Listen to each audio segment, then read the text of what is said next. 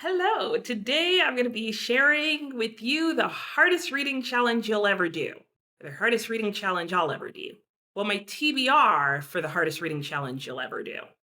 Anyway, if you don't know what challenge I'm talking about, this is a reading challenge that was created by Stephanie at QWERTY. That's her booktube channel. And I'll link her announcement video below so you can find out all the details and prompts and all the things about this very awesome reading challenge that she's done. In fact, as soon as I saw her announcement for it, I was like, I need to check this out because yes, that's exactly what I need. Is not just a challenge, but the hardest challenge that I will ever do that's related to reading. So anyway, I've decided to do this challenge by just using a spinner wheel to randomly give me two bingo prompts because there's a bingo board for this challenge. I'll put it up on the screen so you can see it. But basically, I'm going to use the spinner wheel to give me two prompts off this board each month to focus on. That does not mean that I will necessarily complete all the books that I need to read for that square. The purpose of the whole challenge is to do a blackout on the bingo board, but most of the squares require you to read multiple books. So I'm going to focus on two squares a month, and hopefully by the end of the year that this challenge runs, I'll have a blackout. If not, I'll panic in June 2025. That's my plan. So I think I have figured out how to do a screen and screen where the little spinner wheel is in the screen. So hopefully it's on the screen now. And I've already pre-spun, so I'll spin the wheel. And you can see that for my first wheel pick, I got the World Lit space. Now, that's not actually the name of the space. I think the space was just you had to read 5 books that are from different countries, but I called it World Lit just to simplify it and fit it on a wheel. But let me explain what this prompt is. Basically, for this prompt, I need to read 5 books that are more or less so from non-English speaking countries. But basically, she wants you to read books that have most likely been translated into English and that are from 5 different parts of the world. So I can't read books that are from the same part of the world for it to count for this prompt.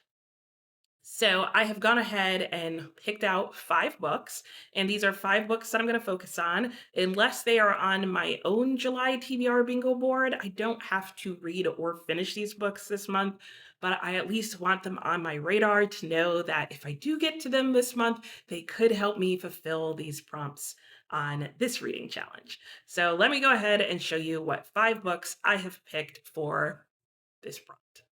The first book that I picked is The Lion Women of Tehran. And I do not actually know anything about the premise of this book. I just know that this is the same author who wrote the book The Stationery Shop, which is another book I also haven't read and don't know a lot about, other than I do recall at one point being very interested in reading it. I never got to it, but here's a pick. And I actually picked this for the new release prompt on the bingo board. So yeah, I guess I'm gonna read it and I'll let you know what it's about. I should add that as far as the new release goes, this is the only book that I'm required to read in the month of July so that it counts. So if I don't read this book in July, I've basically already blown the game. Is that what that means? Ooh. Okay, I guess it is a pretty hard challenge. Anyway, this is the book pick. So over here in this little cubby here on the bookshelf or whatever book cube shelving unit this is where I'm putting all the books that I'm going to read this month, including the ones from my TBR, etc. So this is definitely going over there so that I don't forget about it. Yeah, but like I said, that also counts for the World Lit prompt. There are a couple of things that you can double up on, and the new release is a prompt that you can double up on. Again, for all the rules of this game, go watch her announcement video. For now, just know that that's what I'm doing.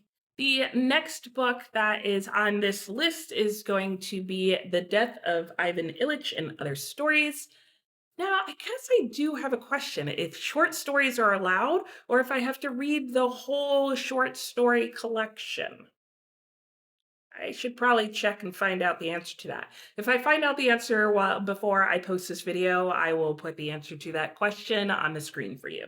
Anyway, this is my second pick. This is a short story collection written by Leo Tolstoy. My intention is to just read The Death of Ivan Illyich because if I've posted my July TBR update video, you will know that this book is also on that TBR video. So I'm trying to double up as many places as I can to slightly reduce the number of books that I'm trying to read this month. I'm failing miserably, but this is going on there, and hopefully just the title story is the one that I will need to read to fit this prompt. In case I forgot to mention, the first country here is Iran, the second one is Russia. And the third country on this list will be a book from Japan, and this is The Last Children of Tokyo. This is a very nice short book, so probably likely to get read this month. And it is supposed to be about a sort of dystopian world where I believe something is making the people sick and maybe killing the younger people. Maybe I should read the French flap. Hang on. Oh, yeah. Okay. So I remember now. Okay, mainly because I reread what it was about. So it's basically is a dystopian world. The air and the sea have been poisoned, and so the people of Tokyo have somehow figured out a way to shut themselves off from the rest of the world, but it sounds like also the outside in general. And this has predominantly affected the younger generation. The older generation, for example, the main character of this book, who's a 100-year-old man, they remember a time when you could go outside and play and that kind of thing. The younger generation apparently is growing up all indoors and are very sickly, and they're losing hope that the younger generation will actually survive this catastrophe. And so the main character in this book is basically spending all of his time trying to keep, I believe, his grandson alive. So this should be a really interesting short sort of take. I'm guessing maybe some climate fiction dystopian going on here. I don't know. I'll find out. Next up from France, I have Georges by Alexandre Dumas. I've talked about this book quite a bit recently because I keep trying to sneak it onto a TBR somewhere, so it's going to fit in here. This is also highly likely to get read this month because I really want to read it. Alexandre Dumas is an author whose writing I've very much enjoyed. This book is supposed to have like his sort of Three Musketeers like swashbuckling combined with racism and a slave rebellion and a few other crazy things while following a young mixed-raced man who has been accepted into Parisian society in the 1800s, but then goes to the island of Mauritius and falls in love with the plantation owner's daughter, and from the sounds of it, things go kind of awry from there. I'm looking forward to it, and yeah, it might be one of the next books I pick up.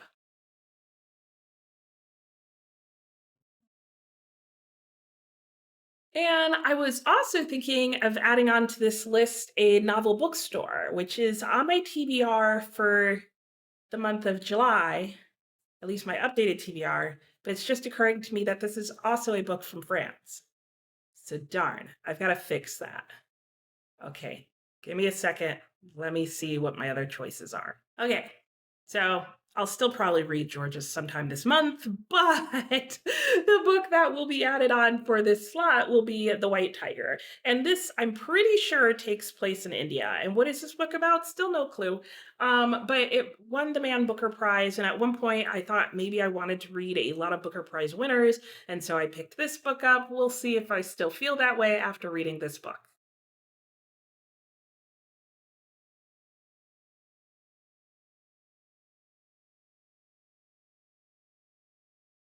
And I should mention, I did decide to swap out a novel bookstore for George's. In fact, I should probably then tell you what it's about. So, a novel bookstore, what is this about? It is a book about a series of murders that start happening in this small town, and nobody is really sure what's going on because it's apparently some of the nicest town people who are getting knocked off. And the only connection seems to be that they have all expressed their own personal taste in literature. So, yeah, that sounds fun. A murder mystery about people like criticizing books. Yeah. So, I'm looking forward to this one and happy to get it on two TBRs.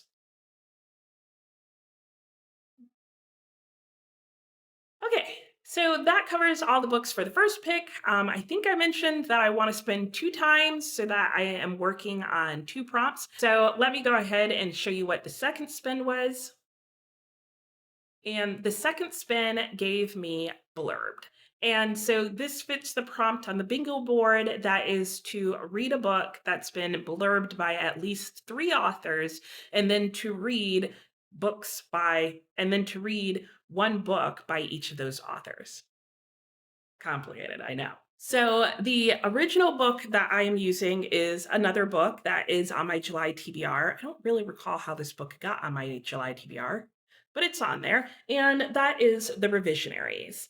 And this book was blurbed by quite a few people. In fact, of all the books on my shelf, it's probably the one that has the most blurbs on it, which I felt like was a good thing. In fact, blurbs by authors and then mentioned books by those authors.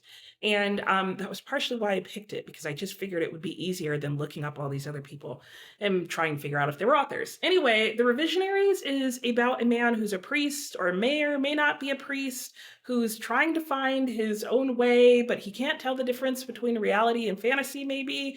And he's somehow also supposed to save the world. I don't know. Sounds interesting. So I figured whatever the books are by the other authors will probably also be interesting. So he was blurbed by three different people. One of them is Audrey Niffeneger, who is the author of The Time Traveler's Wife. And this is a book that was really popular years ago, maybe even over a decade ago now that I think about it. And I believe there's also a movie on this book. I never read the book, never saw the movie, but both sounded really interesting to me. I don't really remember what it's about, other than that either I guess the time traveler, the guy, it seems like, travels through time or can't stop traveling through time. But at some point, he falls in love, and in one of the time places, he has a wife. And I don't know how that works out, but I guess I'll find out. So yeah, so that is one of the three books. That is one of the three authors, rather, that has a blurb on this book. And her blurb says, "A beautiful, harrowing, thrilling book." So that's how this author describes this book. Okay. Another author that blurbed The Revisionaries is Kelly Link, and her book is Get in Trouble, and this is a collection of short stories. In this case, I do intend to read all the short stories in this book. I have never heard of either this book nor Kelly Link, nor do I know what any of these short stories are about. And I think I'm just going to go in kind of blind and just figure it out as I go. And then the third and final book is one that I'm actually going to listen to as an audiobook, and that is The Mirror Thief by Matthew Seay, I believe. If not, I'll correct myself. Maybe it's no, I think that's right. And The Mirror Thief, I looked it up. I don't remember what it's about anymore because I just looked at it real briefly. I try not to read too much about books before reading them, but I do know that it's described on Storygraph as being, I think, a combination of historical and fantasy and magical realism and a couple other buzzwords that are all things that I like. And so, yeah, so I'm going to listen to that on audiobook that I got out from my library. And I've actually already started listening to it, and it's really fascinating. I need to look up the narrator of this audiobook because The Mirror Thief is already giving me the same vibes as Harlem Shuffle by Colson Whitehead. And that was another book that I listened to on audio, and I really enjoyed that book, kind of, sort of. But what I enjoyed the most about it was the narrator and the way he narrated the book. And I swear, either The Mirror Thief has the same exact narrator, or these two books are very similar in feel. Like that whole heist is sort of like mystery and people sort of getting involved in underworld things. I don't know. I'm gonna keep listening, and when I do an update, I'll have more information to give you about this. So for this challenge, these are I think it's 8 books that I need to read for these 2 prompts. The bottom 3 plus 1, so 4 books, will be for the blurbed reading challenge, and the top 5 are for the world literature. So I guess that's 9 books total that will give me a blackout on, or that will cover 2 of the squares on the bingo board for the hardest reading challenge you'll ever do. So these books are varying length. Like I said, the only one that I have to read for this challenge this month is The Lion Women of Tehran. However, White Tiger and a novel bookstore and the Revisionaries are all on my bingo board, but I don't think any of them are, and so is The Death of Ivan Illyich, but I don't think those are the books that I need to get a bingo. So yeah, so I really am only pressured to read this book this month, but I do want to work on as many of these as possible so that I'm making good progress on this specific reading challenge. I am free to sub out any of these books except for this one for this reading challenge. So when I finally do the vlogs on these, you'll have a better idea of what I actually ended up reading for this part of the challenge. I think I'm making this more complicated than it really is, but it is supposed to be the hardest reading challenge I'll ever do. And leave it to me to make it even harder. Anyway, that's it for today. Yeah, let me know if you're doing this challenge because, yeah, it would be nice to have someone to talk to about it.